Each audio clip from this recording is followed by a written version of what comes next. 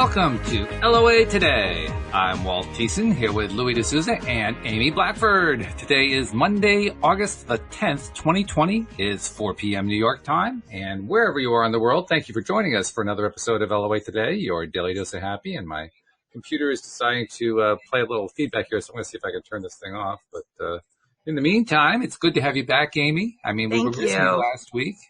I missed it too. And interestingly enough, you were having an experience that was somewhat similar to the one that Louis was telling us about last week. Because he had this big healing thing that went on that basically sent a shockwave through his body. It's quite a story. You got to hear the story when you get a chance. Yes, I'm going to listen to it. It was quite amazing for me. I had this experience where I went to the lake. It's my first time being on the water. And, you know, all summer I've been at home because of COVID. And I went to the lake with my best friend. And while I was floating in the water, so it was like a deprivation tank, while I was in the water, my higher self spoke to me and told me pain is nothing but a thought form.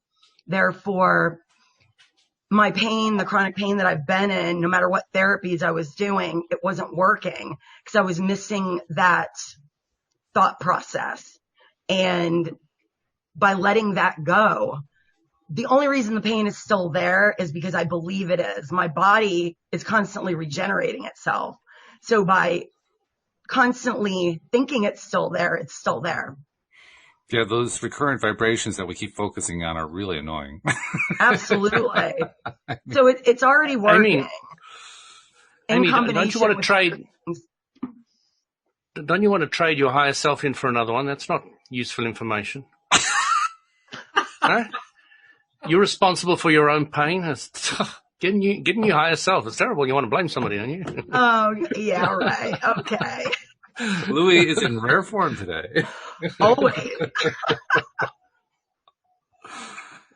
And it was after listening to Michelle Blood that you had on where she did the singing affirmations. Yeah. Mm-hmm. Which I tried right before going to the lake and noticed a shift. I was like, this is pretty brilliant. And then that message came through from my higher self while I was in the lake water. Oh, okay. So one led to the other. That's even better. Yeah. Cool. It's amazing how one little shift in thought can kind of reveal. It's almost like it's peeling back a layer. It is.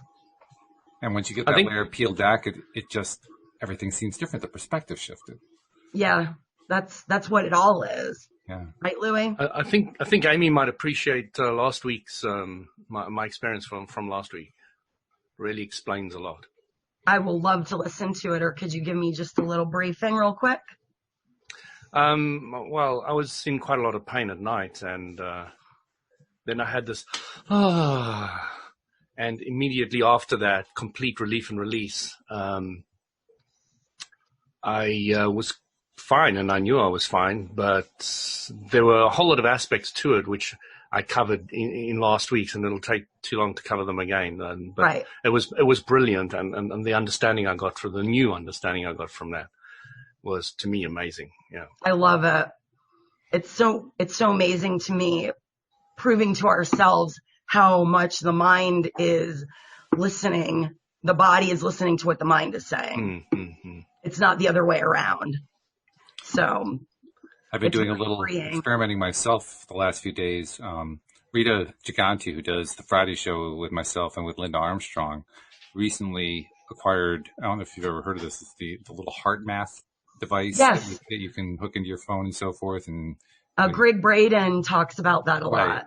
Right, yeah, exactly. So I decided I was going to get one too. And I wasn't sure if I totally bought into it, but I figured it would be fun to experiment with it and see, exactly what happens if I shift my thought patterns. Am I focusing on something that I like? Am I focusing on something I don't like? What's the pattern that comes out of it? And what does it take to learn how to do this coherence, as they call it, being heart coherence and so forth? And after a few days of experimenting, I can tell you I don't have any firm conclusions yet, but it's interesting. It's very interesting. And I do think that they have somehow managed to physiologically connect liking and don't liking with their little device. I don't have it down 100%, but it's like 80 to 90% so far. I focus on what I don't like, and I get a red signal. I focus on what I like, I get a green signal. And also, they prove that the heart is sending out the electromagnetic waves like 100 times more than the brain. So what you feel, that's why it's the attractor. What you feel is really what's behind manifestation, the emotion. And if it turns out that it is a 100% correlation or close to 100%, then I'm discovering something else. And this is something I wanted to ask Louis about, because it's actually a little surprising to me. But Louis is actually, I think, a little bit further ahead on the development scale, so to speak, than I am. So that's why I like to ask him about these things. What I've been experiencing, Louis, with this device, now again, I've only played with it for a couple of days, so I don't really have it down pat, so to speak. Right.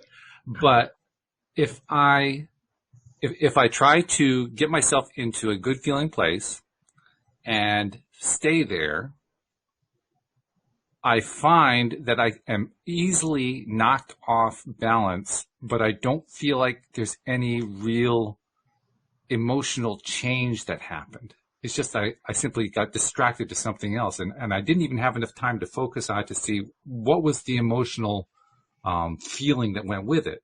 Okay. It was almost more like it was factual. And if I thought about it, the factual thing may have been something I didn't like, so all of a sudden I flicked over to that, which is kind of consistent with what Abraham has talked about, because Abraham says all you have to do is just focus on it for any amount of time and you're shifting your vibration. Yes. It's when you do it for an extended period of time that it actually starts to turn into something.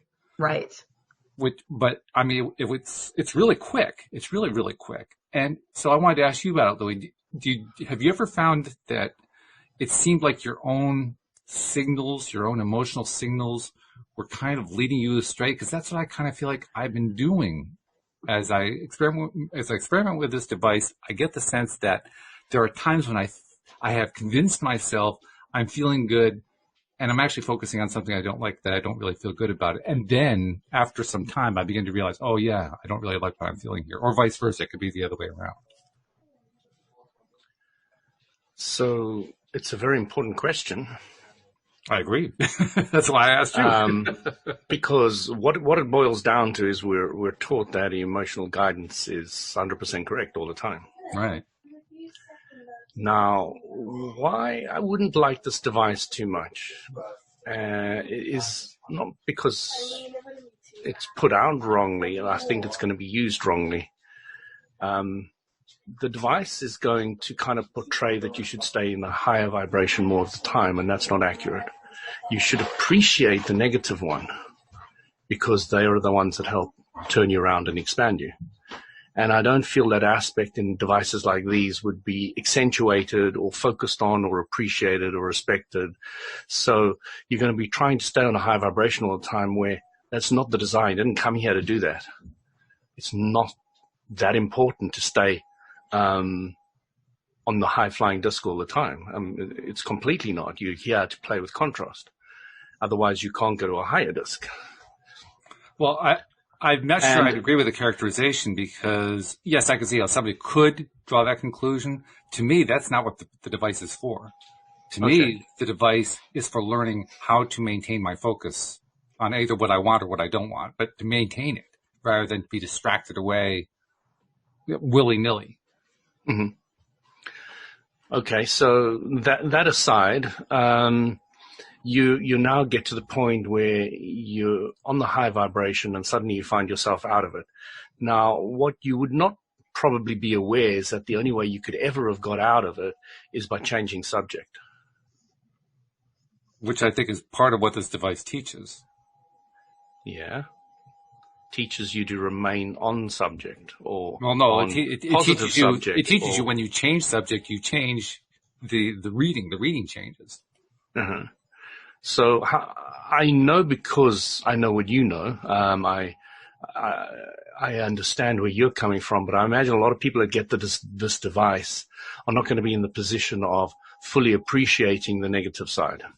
Well, I know Walt really does. So. Yeah. Talking to you and talking to the other listeners may be different depending on where the listener is at with the awareness of the negative side. So, the question is really, can we trust our emotional guidance? Yeah. And the answer is yes, you can. It's not even that. It isn't can we trust it? It's can we read it accurately? Because that's what I'm sensing. I'm getting the sense that I don't always have an accurate read. I'm not paying close enough attention, or maybe I'm not connected enough, but I got the feeling that my reading was off. Okay, so there's another aspect to this. Now, the device, is it picking up what you think you want, or is it picking up on what you are vibrating? You know what I'm trying to talk about. I can't tell you yet. I haven't experimented enough to give you a definitive answer. Because if the device is actually picking up your vibration, so what Abrams says is the universe doesn't pick up on what you say, it picks up on what you mean. Mm-hmm. In other words, what you are vibrating, you're going to get, not what you are hoping to get, mm-hmm. where you've got doubts with that hope. So the important thing is to know the difference between those, because one of them is all about a desire that you don't have a strong enough vibration towards, so therefore it's got trains going this way and that way. You understand that analogy. Mm-hmm. And then the other one is actually what you're outputting. Right. So you really want to be able to be clear of what the device is giving you. Is it giving you your vibrational output, or is it giving you your wish output? And how's it picking it up?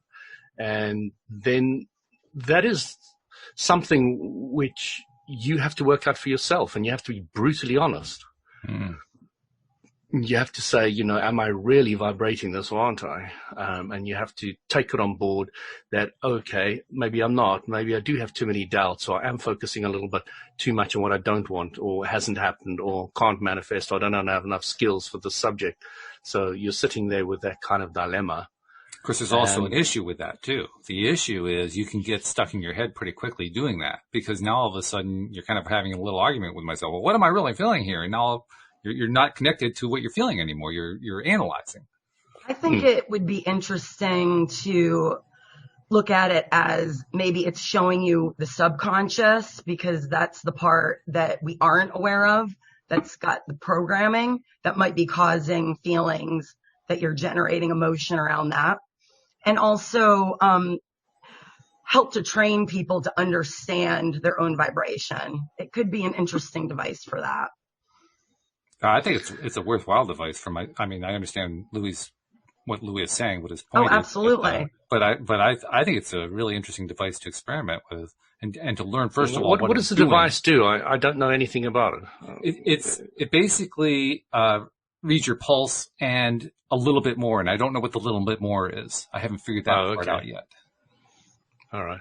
It'd be interesting to know what that little bit more is. Well, believe me, I want to know. That's part of what I'm trying to figure out. And also how it analyzes the pulse and what it determines from it as well. Those aspects would be interesting. It physically connects to your earlobe, and then Bluetooth connects to your phone that has some software that takes that electronic signal and does stuff with it. Mm-hmm. We must investigate this further.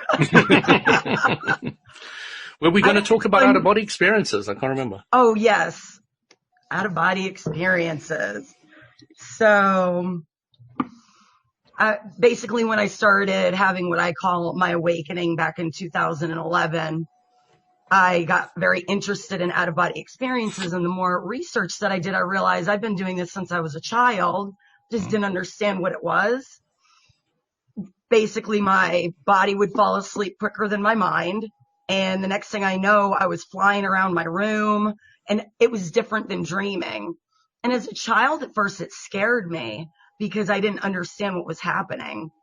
So when I started inducing it and learning how to do this, at first, it was like I would get half stuck inside my body.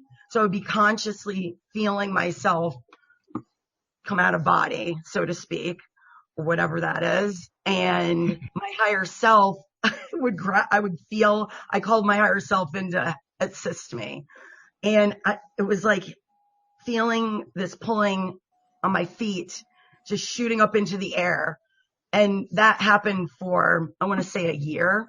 So I got assistance that way and had all sorts of really interesting experiences.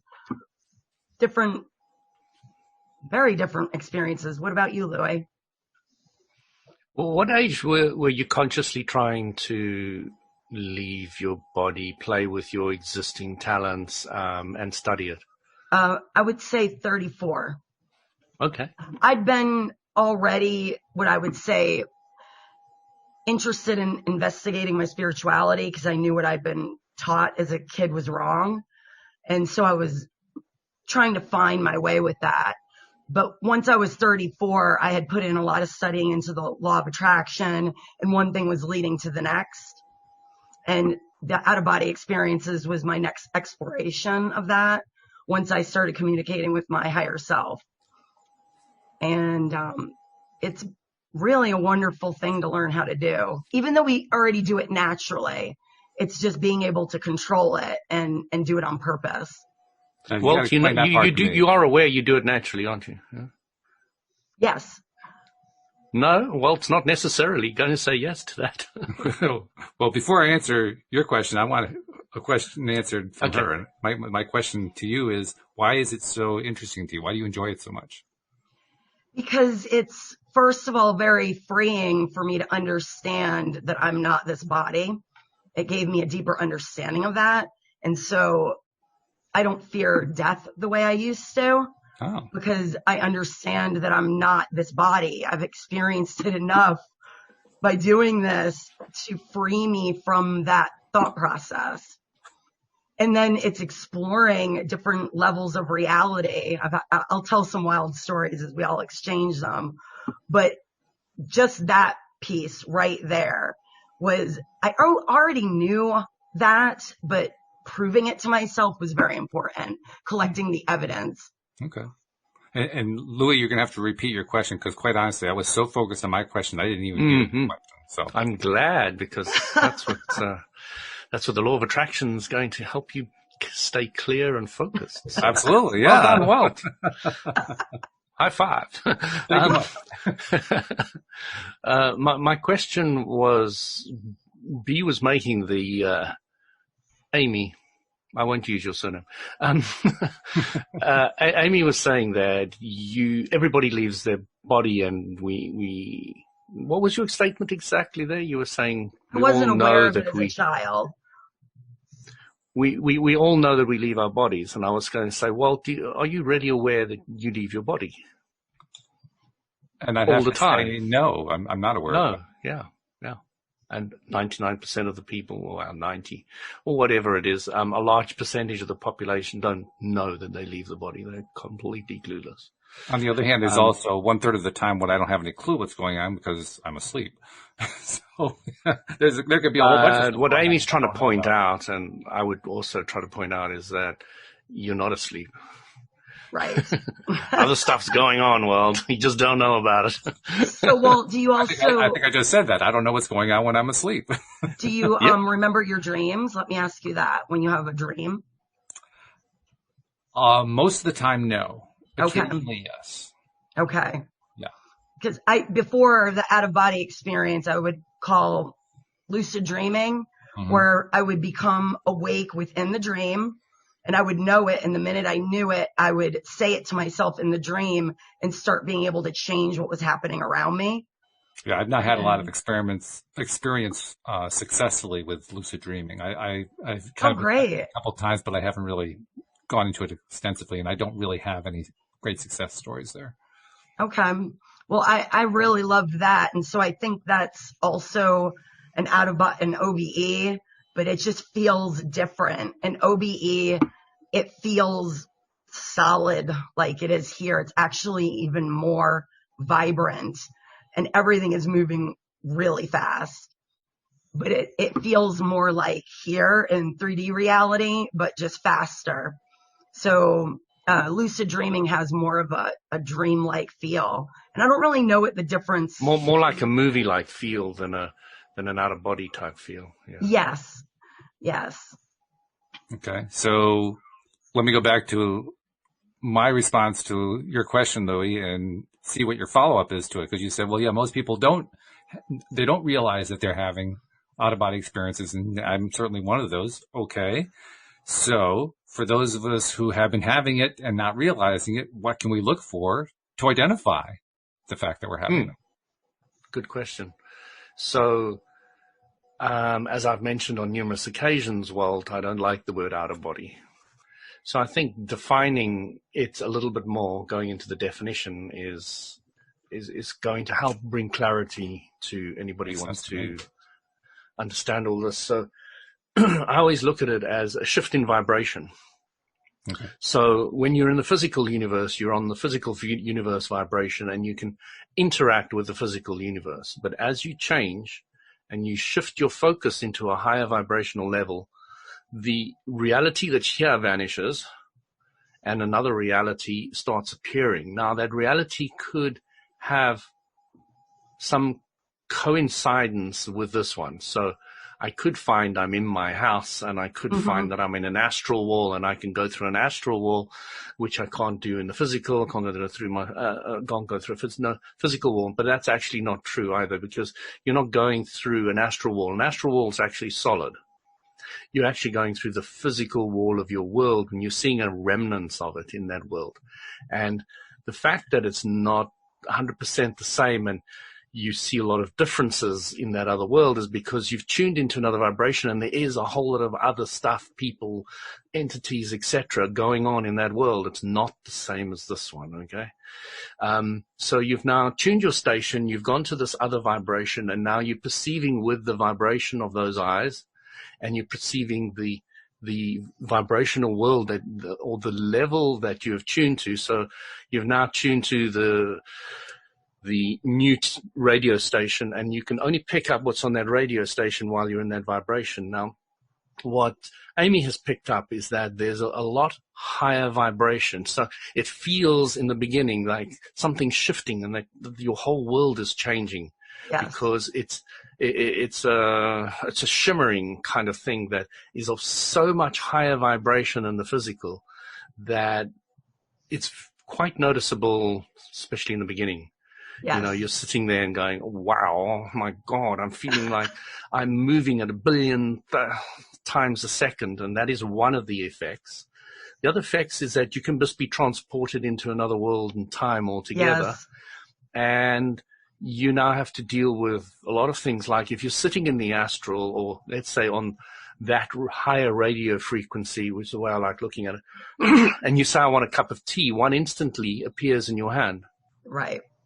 There's no, I have to wait for somebody to get it from you and all the rest of it. And they say that's the huge advantage of the physical universe, is once you get something like a house or a car or something, it tends to stay around for a while. Okay, but once you're on the inner planes, these things just come as you think about it, and they go as you stop thinking about it, and whatever else you've moved your focus on to starts appearing. So some people have really made a focus on trying to go through their physical walls and peep into their neighbors' houses, especially when they're showering or whatever. But, you know, they've made a whole art out of this thing. So that's the first time I ever heard being a peeping Tom as a form of an art, but okay, go ahead. Gosh, you've got a lot to learn, Walt. So, you know, people have become more and more aware of this now.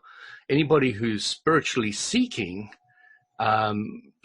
still keeps even though they can do these things and they've got more control and they can be anywhere, wherever they want to be, they will also still give everybody their privacy, and they won't invade anybody else's space. And that is a very spiritual law, and it's here in the physical. You don't like it when somebody pokes you and prods you and pushes you and tells you what to do, and you know, so it's the same law. It just works out a little bit differently in the other planes.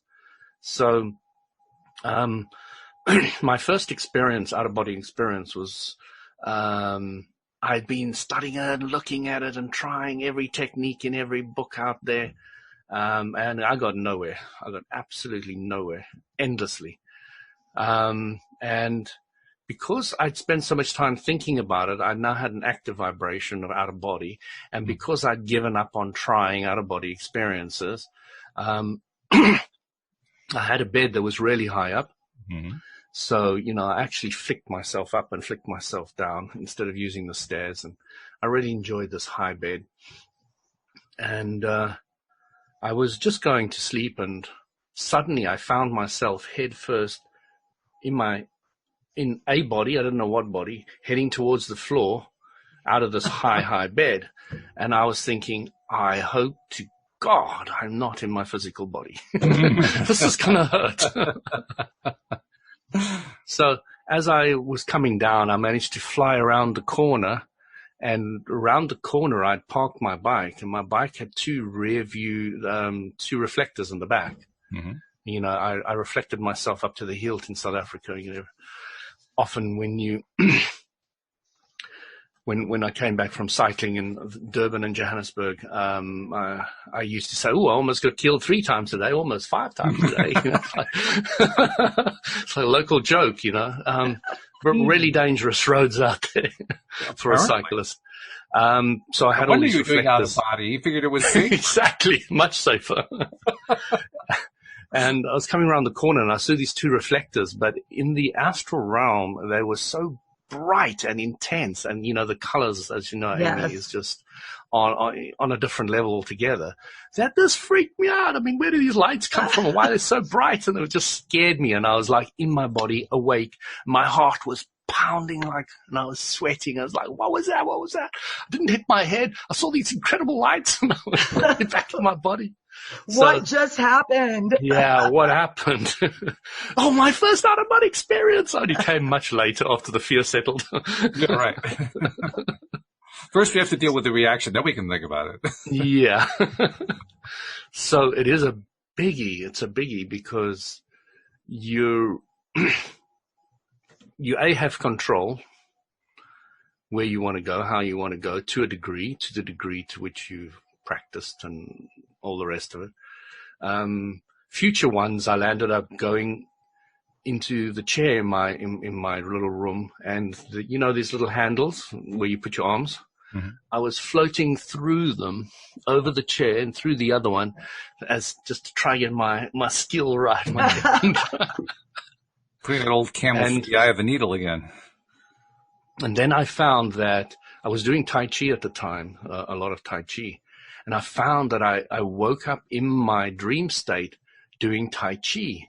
And as soon as I was doing my Tai Chi in my dream state, I was like, I'm in my outer body. So it went from dream to Tai Chi dreaming to conscious outer body. So there's a link there. If you ever want to study outer body experience, the most natural and fluid way of doing that is going from dreaming, writing down your dreams, becoming more aware of your dreams, yes. Focusing on your dreams, and then seeing if you can ever control a dream, and then from controlling your dream going into a conscious outer body. So what happened in my beginning stages was I was born in a house on the side of a mountain till the age of 18 with my parents, and it was a lovely house in the middle of nowhere with the monkeys and baboons as my neighbors. Mm-hmm. And I lived in the bush. I hiked and I camped, and I had a lovely time. So often, as a place that I loved, I would find myself flying into my house area and landing at the door of the French windows. And one day I saw that there was an elephant on the left-hand side. No, on the right-hand side, as I was looking at it. And on the left-hand side was my grandma's chair, which I didn't remember until this dream, that I'd burnt half of it away. So I'd had this half-burnt, woven chair, and then I had the elephant. And as I was coming in, something said to me, "Choose, Louis, which one are you going to choose?" Like, I don't want that burned chair. And I'm feeling guilty about that in any case. I'll try the elephant. The elephant, Alex. I'll take the elephant. So I took the elephant, and then the elephant decided to be Dumbo, and it started flying. And it took me up into space, and it started going faster and faster. And I remember clinging onto this warm body because I was so scared, really, really scared. And I was going faster and faster and faster. And you know, when you see the Star Trek where they're in hyperspace and everything's just going past at these tremendous speeds, and I was doing that. And of course, I got totally scared, and I woke up in my physical body. But then I had many dreams back there, and another one which was quite interesting is I'm flying in again, and I see a whole lot of people on the lawn next to the pool. And I know these are not physical people, and I'm quite excited because I hadn't, up to that stage, had anybody really to talk to. Elephants are not very chatty. So I land there, and I see this group of people, and I recognize some of them as fellow spiritual travelers in the physical, in my real life. And I'm starting to chat, and, hey, what are we doing today? Where are we going? And I said, oh, we're going to the moon. I said, oh, great, let's go. So we literally raised off the ground, and the moon was full that night, and we went straight up to the moon. But when we arrived at the moon, I mean, people are just going to think I'm mad, okay? But there was a whole different city there. So in the vibration that I tuned into to go to the moon, people live there, okay? And it's not a physical one. It wasn't physical because I tuned into this other vibration. So on this other vibration, there are people living on that version of vibration that I tuned into on the moon. So we went down and we chatted to them, and, you know, we moved around and we saw the different cities and places, and I got so absorbed in it, I just found myself awake in bed later. So that's just giving you a tiny bit of an idea of the kind of experiences one can have and the importance of letting go, because when I really, really, really wanted to have an out-of-body experience, I didn't have anything. But once I just let go, I started to realize. And when I started to try to control it again there, because I knew the feeling. So one thing really helps is to make your whole body feel like it's gone numb. You go to your toes, they're completely relaxed, blah, blah, blah. Go to the feet, completely relaxed. Go to the ankles, completely relaxed. Calf muscles, blah, blah, blah, all the way up. And eventually your physical body feels like it's dead. It's like a heavy, dead weight. But your mind, as you were mentioning, yes, Amy, is still like wide awake. Right. And then slowly you can separate from the body. And if you perfect that, which I still haven't to this day, then you kind of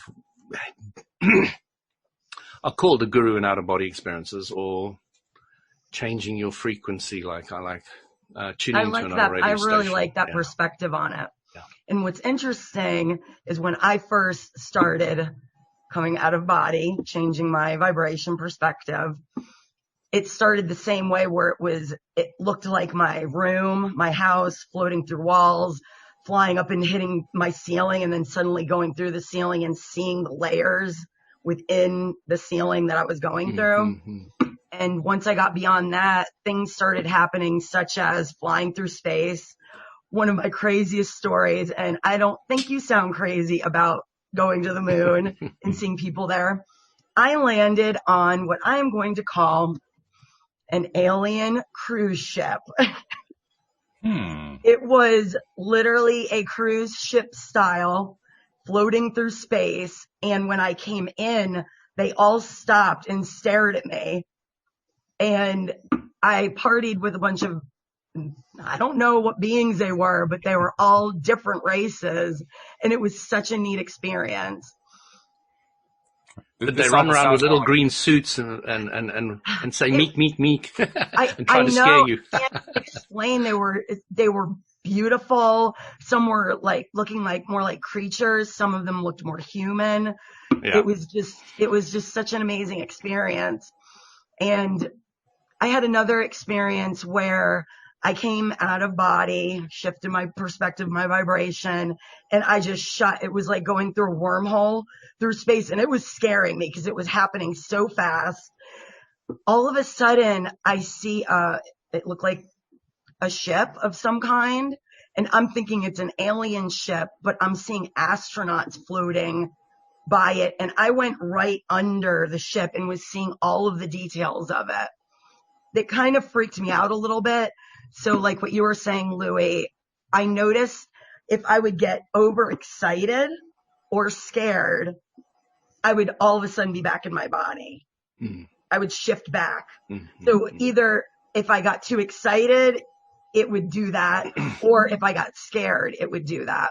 And another thing that I learned is that you have to be very aware when you are having these experiences of controlling your vibration, because you are instantly. As soon as you tune into another station, you're out of there. Yes. And what can happen is scary things can happen. You will attract what we would call darker experiences. So I quit trying to induce out-of-body experiences when I had this one where I woke up in my bedroom and it looked just like my bedroom. I was convinced. And all of a sudden it looked like it had 3 heads and it was a dog, like Rottweiler looking, but not. And I call it the hounds of hell. And it came through my door and I immediately stood my ground. I was scared for a minute and it jumped on the bed and I was like, no, I'm not afraid of you. And it went away and I came out of it. And that was, for me, I wanted to understand what was happening more so that I could properly do this. And I wanted to have some of those darker experiences because they were just as interesting. And also delightful. Got what you wanted. Yeah. And then another really cool one I went to some sort of, it was like a magical forest with caves and lights. And it was almost like, you've seen the movie Avatar. Yeah.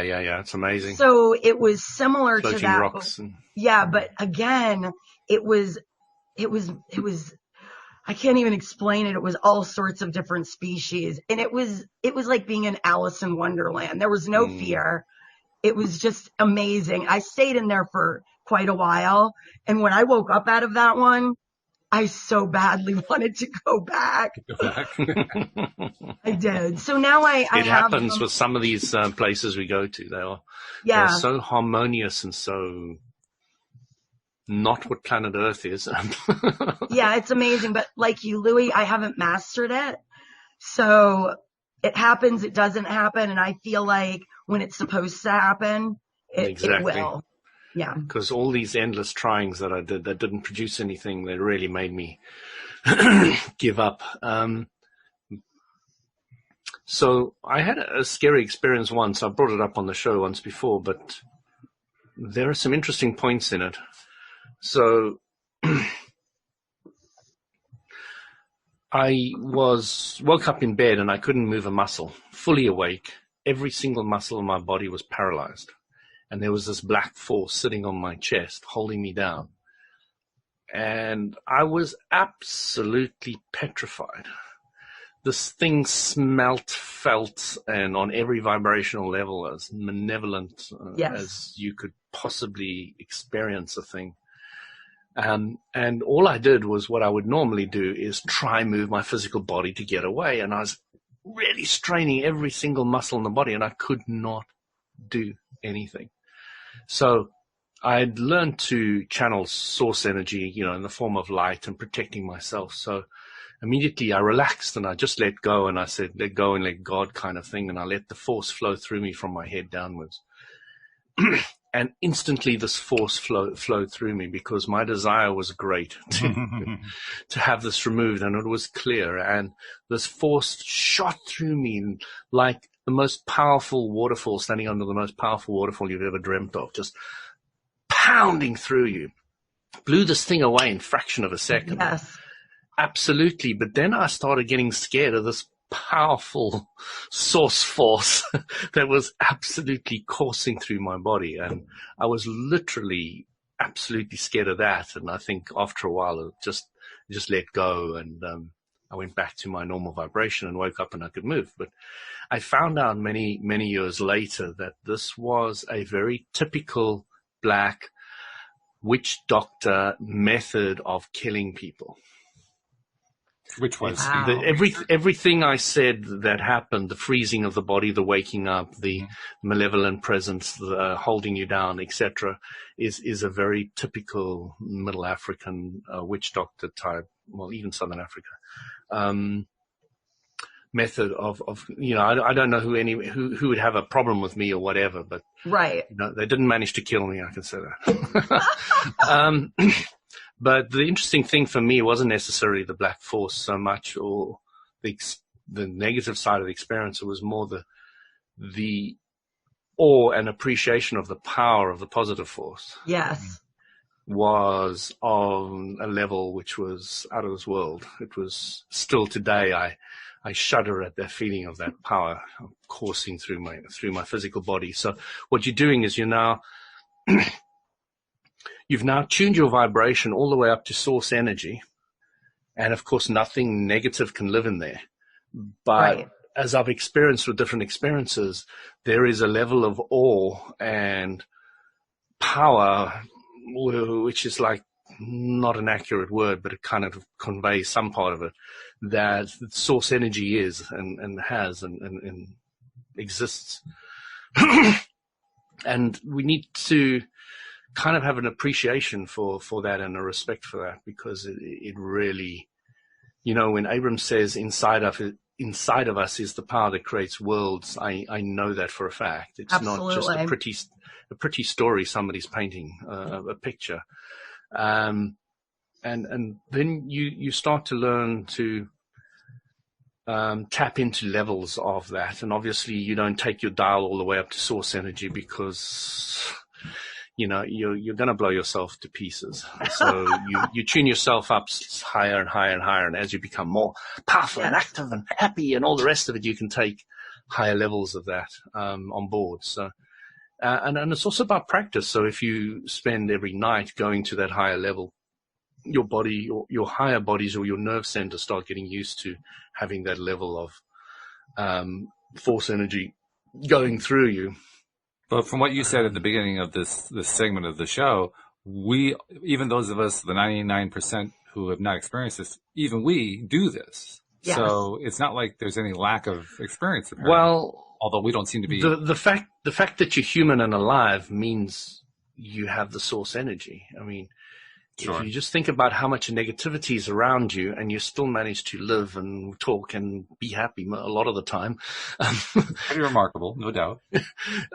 There is something going on in the background that's doing something amazing. Oh, yeah. I love this. You can look at it from.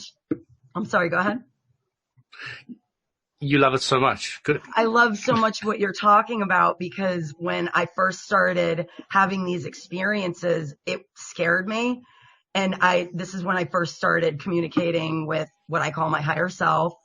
And I would call my higher self in and feel this force around me, protecting me. So I felt like a fish out of water too. I couldn't control the way my body was moving. Sometimes I couldn't see, but I could hear. Sometimes I couldn't hear, but I could see. And so at first it made me feel more comfortable to know that I had a guide through this, and then I didn't need the guide anymore. But it got me through those first steps. And for you all, I think it begins with setting the intention to start remembering your dreams. That's really the first step. And then when you can begin remembering even a detail of your dream, you can start having the lucid dreaming where you're aware within the dream. So it kind of happens in stages. And I would think that part of it is you have to want it on some level. Yes. Absolutely. Absolutely. You hit the nail on the head. There are many people that have absolutely no interest in this, and they don't tune into that vibration consequently, and they will not experience any of it. And that is perfect for them, because they have different wants and they will have different desires, and they will draw those towards them. So, this chat is more about what our experience is, not that everybody should be doing it and that this is the way to go. It's definitely not where it's at. I was fascinated by it. I'd read books I still got some astral travel I can't remember, that guy that I talked about, who's an American, big businessman who built his own little studio and started all these testings and all the rest of it, the Monroe Institute. It was fascinating. I read all these stuff and all the conclusions that he came to and all the rest of it. And, he had a lot of very, very intelligent and highly qualified individual studying with him. I think he's passed away now. But his institute, I'm pretty sure, is still running strong.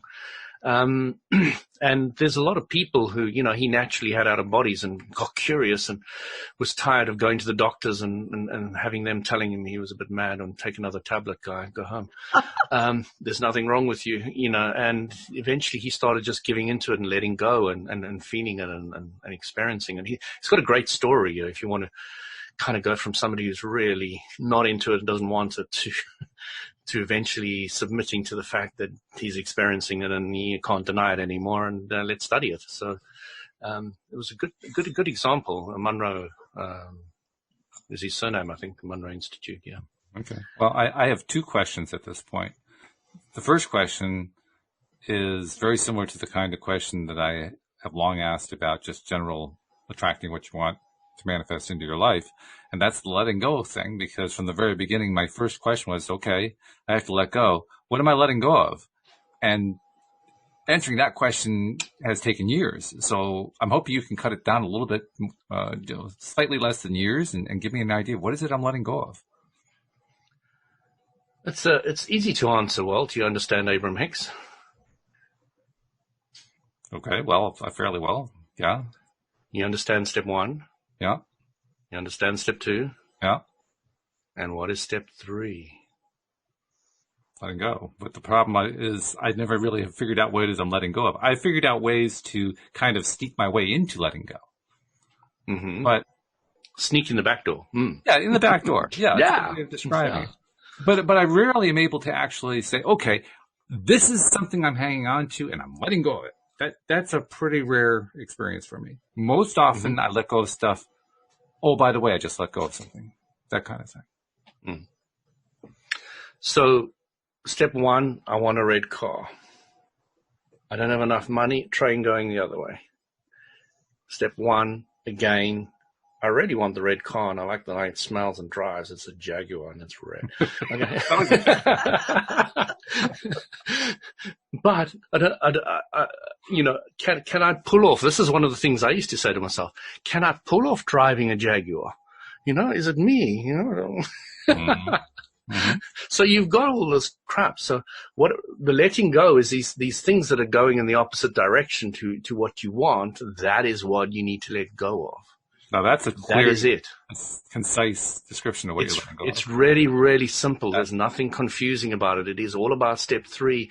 And once you look at the train example, there's the only thing that's stopping you getting that Jaguar is yourself, is your thoughts about not being worthy, not enough money, not being able to pull off a Jaguar, all the other crap that goes with it. That's the only thing that's stopping you having an out-of-body experience, only thing that's stopping you getting to the next level of whatever you want, blah, blah, blah, blah, blah. So it's not its own set of examples. It's basically the same stuff. It's just applied in a different medium.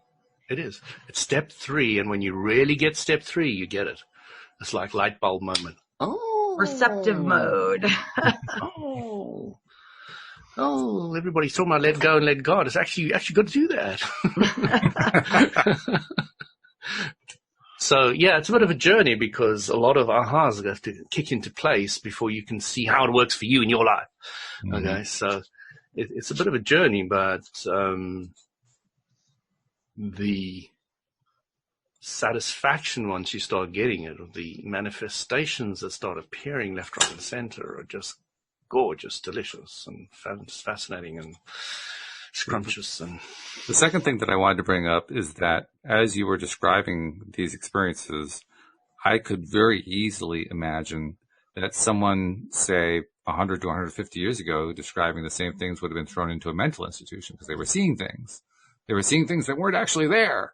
And they were talking about things that weren't actually there. And any objective observer could tell they weren't actually there. So this person must be mad. And they had to be thrown into. Schizophrenic. And it just occurs to me that probably describes a significant number of people who were institutionalized. Just absolutely. It probably does, but there's an aspect which I love that Abram brought up about drugs. So drugs usually, let's use marijuana for an example. Mario really helps you get into a step 3. And it just lets go, and you let God, and everything's beautiful, and Amy, you're amazing, and Walt, you're the best thing I've ever seen, and and so you go on and on. And so it really hit home. Step 4, that's the one where you're hungry for everything, but okay, we'll go with this for a moment. So Abram's got one of these dudes on the floor, in the hot seat, and Abram's saying to them, they were saying, oh, everybody's lovely and this is beautiful, and I'm feeling so good and I'm in such high vibration, and it's going on and on. And Abram says, yeah, so tell me what you want. Oh, no, it just feels good. No. So tell me what you want. Oh, no. And so Abram was saying, do you see what I'm trying to point out? These drugs that you're taking are affecting your step 1. That's true. Now, a lot of these people who are in loony institutes, if you told somebody you had a massive story, they'd say, yeah, cool, so you're talking rubbish or whatever.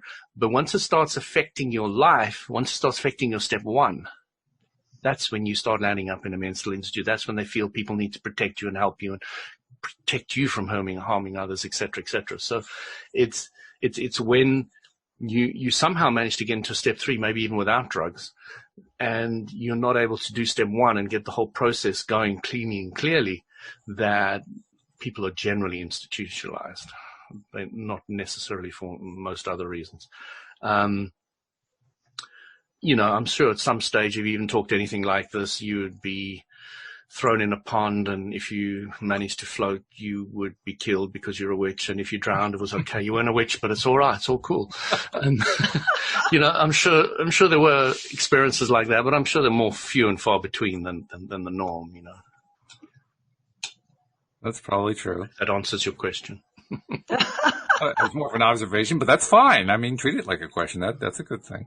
I guess I have the same reaction that I've usually had to this topic. I mean, there's a certain curiosity that I think anybody has. I mean, Amy, when you were describing what you were describing, I was getting images from Star Trek and Star Wars and Harry Potter. And it was kind of like drawing from all these different realms, piecemeal. Absolutely.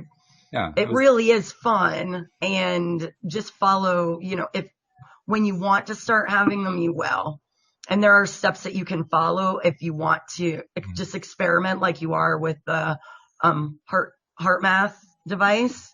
It's just another exploration. It's just another way of expanding beyond the physical body. Like I said, the biggest benefit for me is not only is it fun and engaging, it was really understanding, because I knew I was not my body. Mm-hmm. My body, its own consciousness, it's a vehicle to my eternal self. Mm-hmm. But until I started having these experiences, I didn't really believe it. I didn't know it. I hadn't fully accepted it. And so there was still that fear factor. So that for me, it was very liberating. But is it possible to have these experiences and not realize that you're having them? And I say that because in part of what you guys said earlier, that everybody has them at one time or another. So I'm wondering, do I have them when I'm asleep and I'm in a dream state and I don't remember my dream state, but I'm experiencing it even though I don't remember it later on? Absolutely. That's what do you think? That is what I have seen. So, I've gone on top of a town and just sat in the middle of the air, and then you sit there and then you watch as the night starts progressing, 10, 11, 12 o'clock, you start watching the bodies rise out from all over the place, and you start seeing them all starting to do their own things. And if you went to any of those individuals in the morning, say, I saw you floating in the air above the town, the next day they're going to yeah, right. But many people do have lots of different experiences. I've helped people transition in death while I've been out of the body. So I've had that honor as well as helping some other individual whose job it was to do that. And he said, would you like to help me? This guy is going to die and we're going to help them transition into the inner worlds. So there are, so you ask yourself, well, should I try do this or actually, I haven't asked myself that, believe it or not. So But if you did, I would say to you, yeah, well, you're not going to make a lot of friends, and you're not going to become particularly popular. But if you get your podcast with 1 million views every day, people are going to recognize you and celebrate you, and all the rest of it. So, there are certain things that appear more to Walt than otherwise, and there's very little recognition aspect to any of my stories. Nobody's going to give me any recognition for that. What I was thinking is when you were describing this as in the way that you were describing it, and then I raised the question, well, it sounds very much like something that you could experience in a dreamscape and not remember. What I was thinking is there a significant difference between an out-of-body experience and just what we call dreaming? Because what we call dreaming... Yes, the difference is awareness. With physical reality. Right. It's the difference awareness. Is awareness. Yeah. One you're aware you're doing, and the other one you're not aware of. That's it. One you can bring back consciously images of where you've been, and the other one you have done them, but there is a sensor. So one of the reasons why we can't bring back a lot of the stuff from when we sleep is because you are going to places that are so out of character with planet Earth and humans and the experiences we normally have, that when it comes into when you come back to the body, you're now trying to relate something that is so out there into where you are now, and the sensor kicks in and says, I can't have you believing all that, so I'm going to block you. Some people don't have that sensor, and stuff just floods through, and you think they're absolutely manically mad. But it's a sensor to help us really. It's a very valuable sensor, and it's there to help us play the physical game on planet Earth. Yeah. And as I say, there's incredible value to it. So once I went through a lot of these out-of-body experiences and going to those higher planes a little more often, I used to wake up in the morning and look in the mirror, and I couldn't recognize myself. Wow. Every part of me felt so changed that I couldn't quite correlate this world to that world. And when somebody, I'd walk downstairs and I'd see this person for breakfast, and it's like, why aren't you angry with me? Was it a dream? Was it a real? I'll work this out. And you're sitting there totally confused. And you just keep quiet and you watch for a while, and you kind of pick up the cues of what's going on. What's the conversation? Oh yeah, okay. For me, the dreaming it's challenging. For me with dreaming, it just feels foggier. I can remember a lot of my dreams, but when I have these experiences where crystal clear, there's no doubt. Out of body, it's no doubt. It is more real than the physical, bright. It's so hard to explain, but it feels physical. It has the same elements of this reality. It feels that real. And where dreams, I'm shifting from one thing to the next, and it's kind of foggy. I can remember little pieces of it. But when I come out of body, I remember every detail, and I'm completely aware of it from the moment it starts happening. So I don't really know why that is or what is determining that.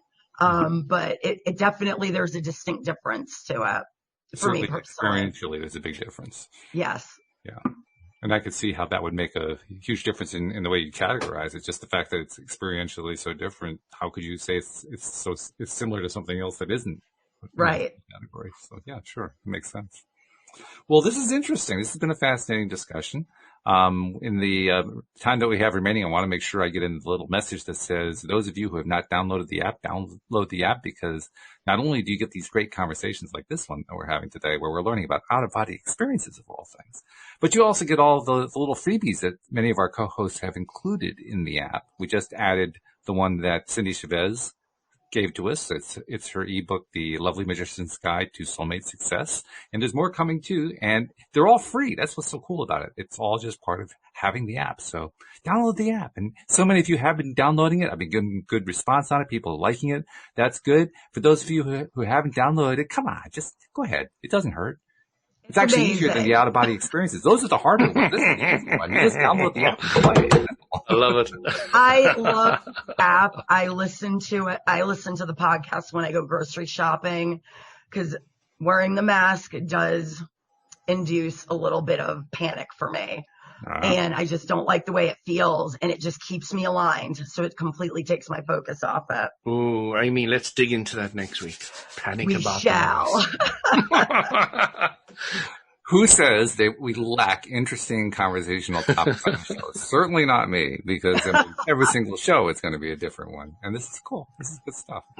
So, all right. Well, thank you for introducing me, and I think many listeners, to out-of-body experiences, guys. And it's fascinating to me. The biggest part for me is how similar your stories are. Yes. You guys are telling very much the same story. You know, slight differences in detail and so forth, but overall, you're telling the same story.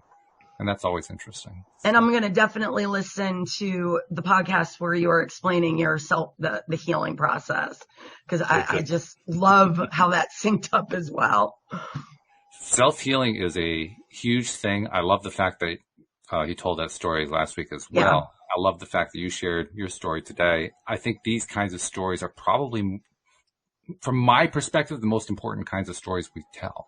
I mean, certainly the stories that are involved, with, bringing in extra money or getting that Jaguar or getting that special relationship, those are all really important, but none of it makes any difference if you don't have your health. That's right. If you have your health, letting go of emotional trauma, anything, when you learning to self-heal is definitely going to be a foundational piece of you evolving even faster. Exactly. Yeah. So that's. I love something I learned in network marketing. Facts tell, stories sell. No doubt about it. No doubt about it. Yes. And the most successful storytellers are the ones who win. So. Thank you very much, guys. Very interesting. Thank you very much to our podcast listeners as well. We'll see you all next time here on LOA Today. Goodbye, everybody. Take care, everyone.